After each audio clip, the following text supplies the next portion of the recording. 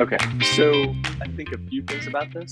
One is I go back to investors want to hear about team traction and customer acquisition, and founders want to talk about the problem and the solution, right? So you need to get all of that into 15 slides, let's call it, right? But you really do need to have the team traction and customer acquisition if you want the investors to pay attention, especially if you're going to be emailing it, right? So the second thing I would say is think about the communication, right? If I'm emailing a deck in order to get a meeting, I'm not there to tell the story, so the deck needs to tell the story, right?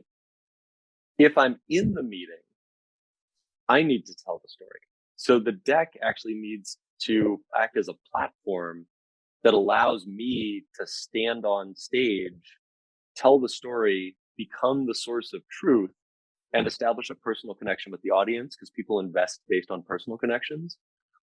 So think about, and that's really two concepts. One is the communication, right? And what's the goal of the deck? And two is the goal, like our next, whatever the next milestone is and how do we get there, right? If I'm sending someone a deck, I'm trying to get a meeting. If I'm in the meeting, I'm trying to get a second meeting, right? So, or get them to write a check. So the decks end up being a little bit different in a perfect world. In real life, you may use the same deck.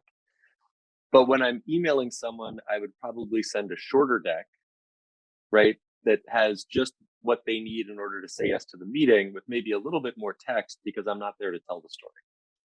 And I would probably lead with team traction and customer acquisition and then work my way into the problem solution, which is not what decks normally look like.